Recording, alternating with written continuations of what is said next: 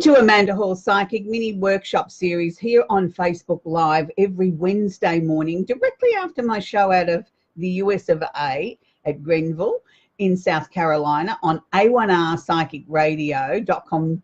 So I hope you're having an absolutely awesome Wednesday wherever you are in this globe of ours. I'd like to take the opportunity to welcome everybody. Let's get some T's and C's out of the road before we begin. This is not a series where I do free readings live to air. If you want the opportunity for that, you need to log into A1R Psychic Radio and put your name down on the list there.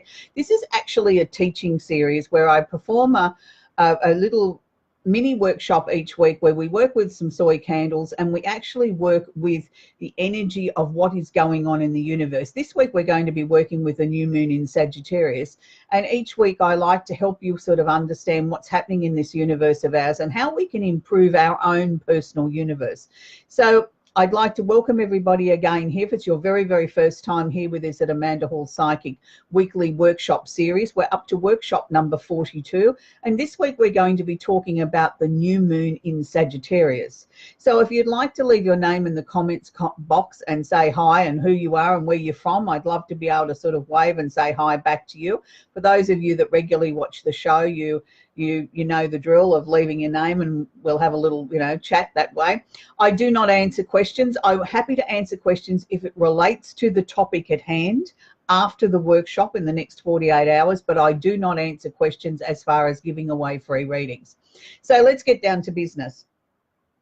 The new moon in Sagittarius, what does a new moon mean? Well, the new moon happens approximately every 28 days, and the new moon means it's time for things to become new in our lives. It's a time when we start to attract what we wish to attract in our lives. We have the opportunity to release, and then we have the opportunity to fill that back up, that void back up with something new, fresh, different, innovative, and exciting. Now, why do we look at working with a new moon each month? Well, the new moon each month follows the sun in the sun sign that it's in. So if the sun is in Sagittarius, which it is this month, then the new moon will be in Sagittarius. So how would we look at where we'd find the full moon? The full moon will be directly in the opposite sign, which is Gemini, which we've already dealt with the full moon in Gemini for this part of the year. So it's always interesting and exciting to understand the differences between the new and the full moon. The new moon doesn't sort of affect us emotionally quite the way the full moon does. The new moon makes us feel excited. It makes us feel enthusiastic. We can sort of feel that the winds of change, the newness is washing over us. Now, for those of you that want to work with the new moon, this is my suggested course of action. I like to work in 7-day cycles. Now, the new moon will be on the 7th of December, wherever you are in this globe of ours. So we start looking at working with the new moon from the 5th of December. So we have 2 days on the approach, 3 days of the new moon energy, and then 2 days on the decline of the new moon energy. So the new moon this month, I think, is a time where we can happily release some of the things that we've been working on over the last few months. And I always like to use this analogy. You can't have something new come into your life if your life is full already. So we have to release something.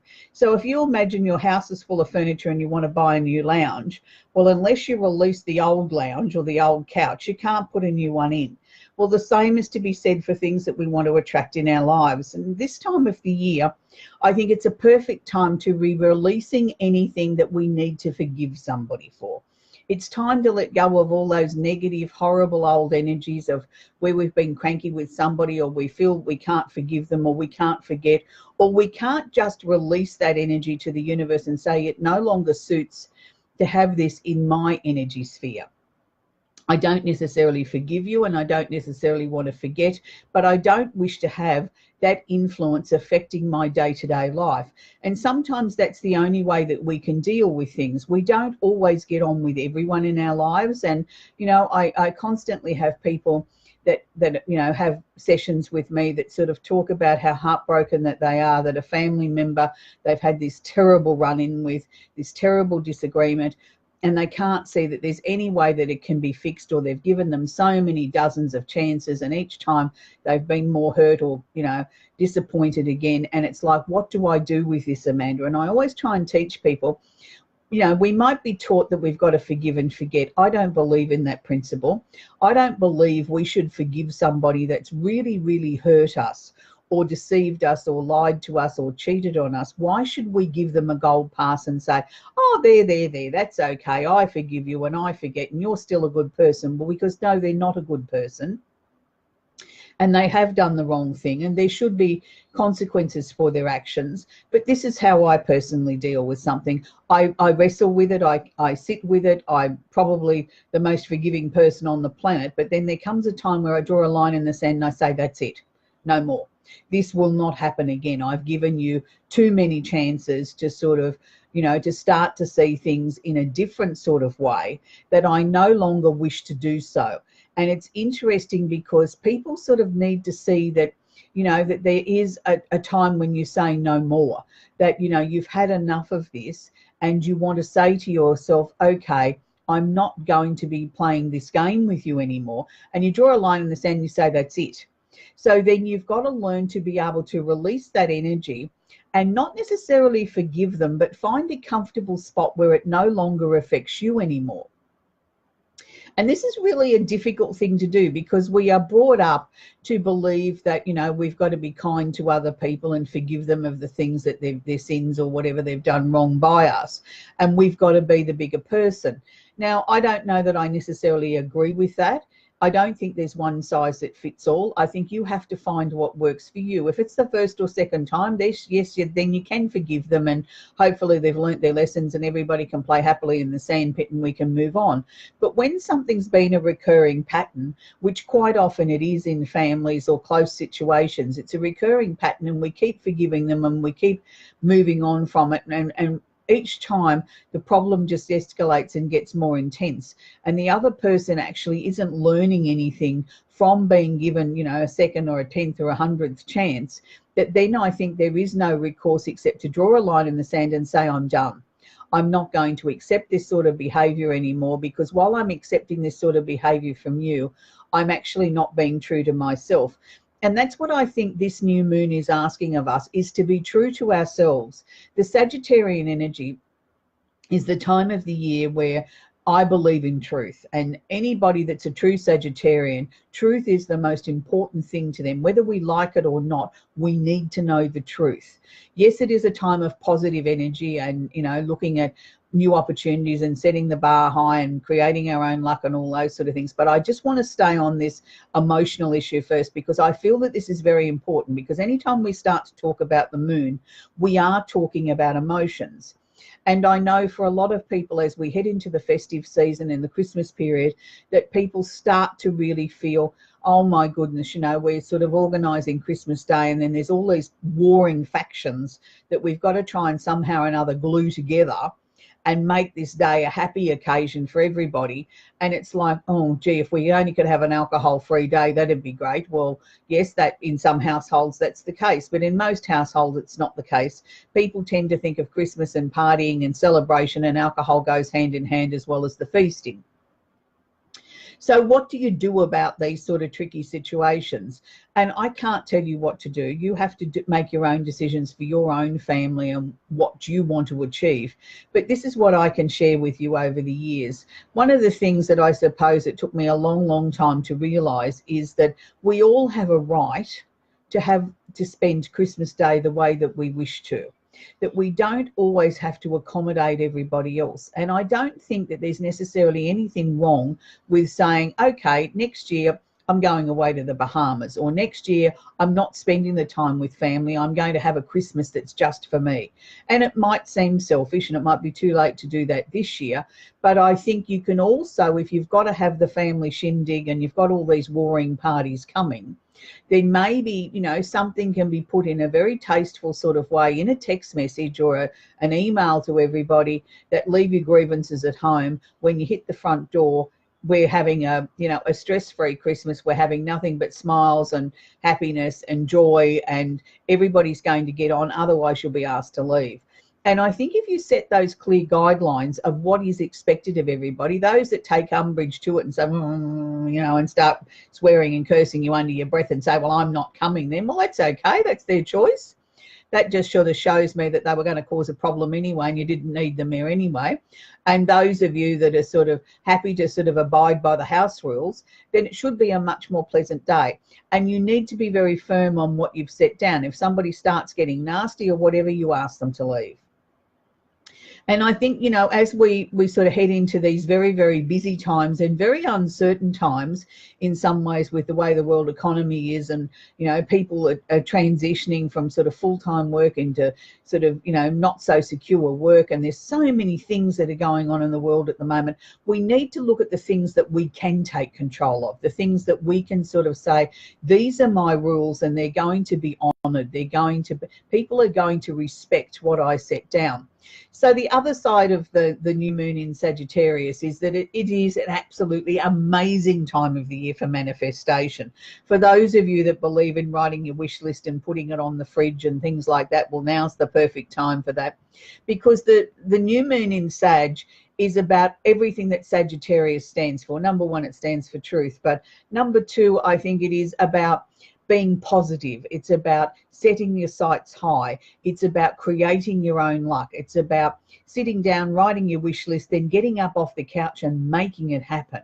If you don't take some active steps into making your wishes come true, then nothing will come true.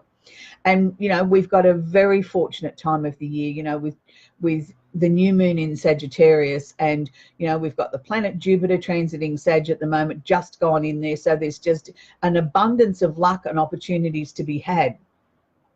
But you've also got to remember, anytime we deal with anything sort of Sagittarian related, we can go to extremes, because it's about not just having a little drink, it's about having an endless drink. Or it's about not just one piece of chocolate, I'll have 3 bars instead. So we do have to watch that sort of exaggerated opportunities that can be there too. That, you know, the Sagittarian opportunity is about expansion, and that can be expanding in any way, whether it's, you know, too many drinks or too many chockies or too much good food and too much good wine. It's about learning moderation. And it's also about, you know, being careful about, I suppose, what we're saying too, because the truth is so important to a Sag and to this time of the year, that we tend to open our mouths without thinking. And it's sort of like it just comes into our mind. So we flop it out and we think, oh dear, I shouldn't have said that. Oh dear, somebody's going to be upset over that. And then the more we try and fix it up, the more of a mess that we make, because we're trying to sort of stop something flowing that's come naturally. And I suppose there's good and bad in that. I mean, look, I'm a firm believer in, if that's the way it is, that's the way it is. Whether they like it or not, that's just jolly bad luck. And I've always been known for my very direct, blunt approach in my work. I've always been the same. And I suppose a lot of people in the early days probably didn't quite understand the such direct approach, but that's the way I am.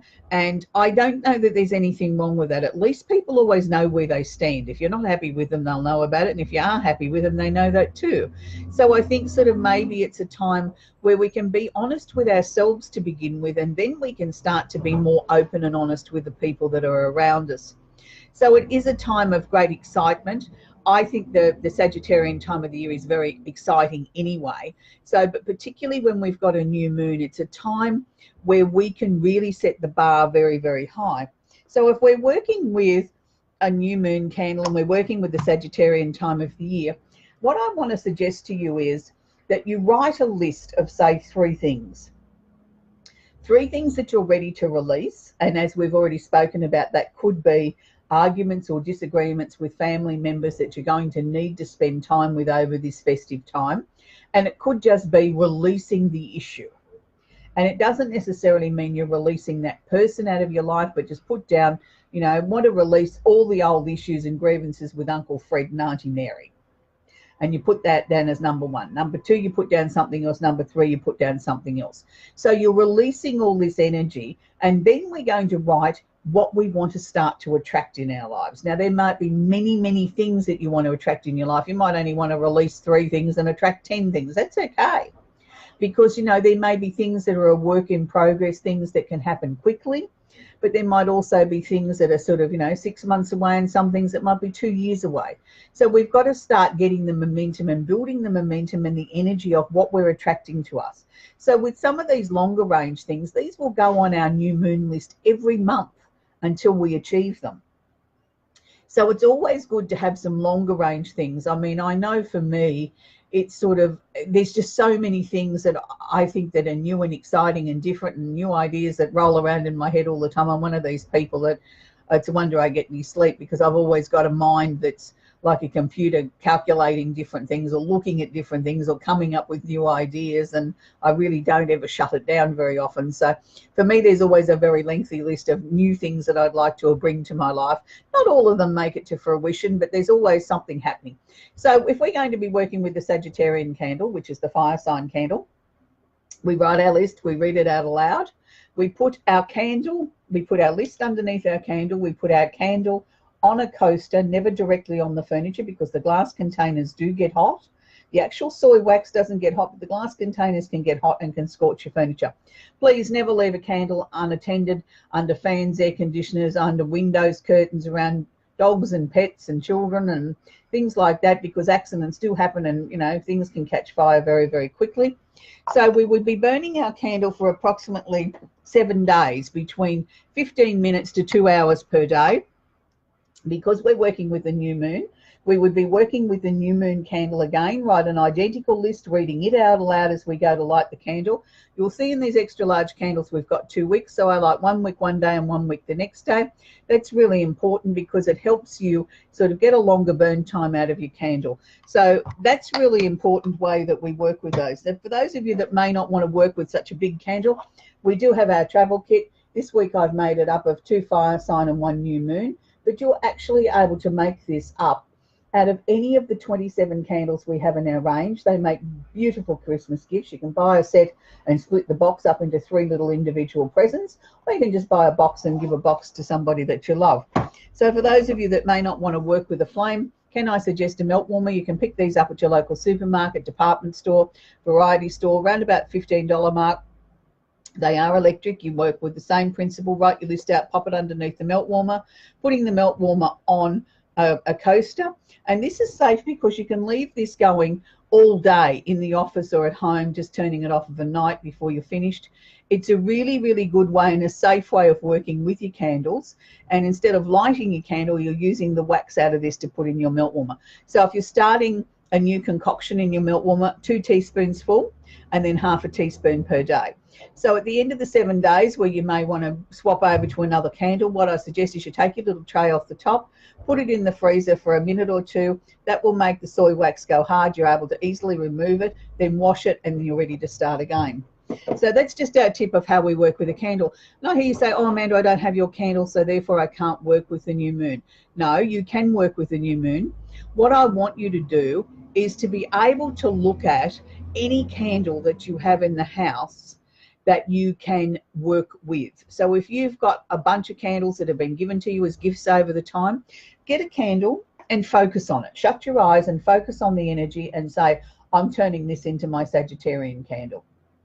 And you infuse or put the intent, purpose, and direction into your candle.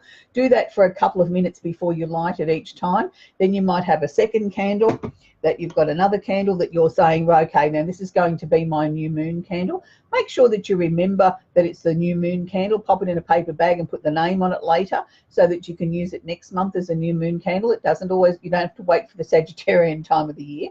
You can designate a candle to be your new moon candle. Now, if you don't have either of those, but you have a drawer full of household grade white candles in case of a blackout, you can do exactly the same thing with those. It's about working with the energy, with the intent, purpose, and direction. The only difference with purchasing my candles to using what you have laying around your own home is the fact that my candles have been hand poured and with the energy placed into each individual candle for what the energy is that we're working with. So yes, they are more powerful. Yes, they have been designed for specific things to attract in our lives and to help increase our purpose and direction and intent. But it's also the fragrances, the colors, all those sort of things have been designed for the same thing. Quite often I have people ask me, you know, what sort of essential oils do you use in your candles? Well, actually candle making does not use essential oils, because essential oils, the ignition is very high and they quite often can explode. So they are a fragrance oil for those people that are concerned about that have allergies and things like that, I am probably one of the most sensitive allergy prone people on the planet, to the point that I can't have the normal things in my diet that people take for granted. Like, I have an allergic reaction to pepper. So very few spices and things like that. I can't use normal soap, all those sort of things. So I'm very conscious of people with allergies. Can I say I have not had an allergic reaction to any of the fragrances that we have chosen for the candles? But bearing in mind, I do have this general rule of thumb. I never burn a candle or put my melt warmer on without having some fresh air coming into the room at the same time. But I never place my candle underneath an open window or underneath a fan or in a draft. But I always do have fresh air coming in when I burn a candle. So I hope that that's answered those questions. On next week's workshop, we're going to be working with the sun in Sagittarius. So we're going to be having a little workshop on the actual Sagittarian energy. So I hope you can tune in for that. For those of you that might want to join our newsletter, it's www.amandahallpsychic.com.au. When you go onto my website, you'll see a little pop-up message that says sign up here. That will enable you to get a free astrology chart that will be emailed to you anywhere in the world. So at this time of the year, we are actually offering a 20% discount on any purchases made between now and the 20th of December. When you're at the checkout, if you type in the word Christmas with a capital C, you will automatically be given your 20% discount. We offer free postage here in Australia, but we are unable to offer free postage to our overseas family. But what we can offer you is a flat fee of postage, that it doesn't matter how much product that you purchase, it is the one flat fee. So can I suggest, if you want a few things, save up your pennies and do them all in one go. So it's really a very exciting time here of the year. It's, you know, it's Christmas time. We're heading into the Sagittarius. We are in the Sagittarian time of year, and we are heading into the festive season. I'd like to take the opportunity to invite you over to my page, which is shows and workshops here on Facebook, where you can play catch up and watch any of the previous shows on A1R Psychic Radio. All my workshops, we're up to, this is workshop number 42, so that, you know, you've got some holiday binging to watch over the time if you want to. It's also a great place to go back and catch up on your favorite episode, or understand a little bit more. You know, you might have missed that particular part, or you want to go back and review it. You will also find that I post on social media the link to my weekly blog. In my weekly blog, we will feature the Simply Tarot card of the week that I featured on my previous show, the candles of the week that we're working with, plus the links to this workshop and my previous show on A1 Psychic Radio, always in the weekly blog. So there's plenty of ways to catch up on what's happening here at Amanda Hall Psychic. I'd like to take this opportunity to thank each and every one of you that have joined us today. It's lovely to have your company. And if you're a regular viewer of the show, you'll know that I don't give shout outs. I will reply to you if you leave your name in the comments box and where you're from. And if you have a question about today's show, I'm happy to answer that. But I do not, under any circumstances, give free readings. That is not what this show is about. It is about education purposes only. And as I said, we've been working with the new moon in Sagittarius. And, you know, for me, I'm really excited that we have this brand new time slot at 8:30 in the morning here on the Gold Coast on a Wednesday morning. Even though it may not suit each and every one of you, it certainly helps my day a little bit better. And it's directly behind my show on A1R Psychic Radio.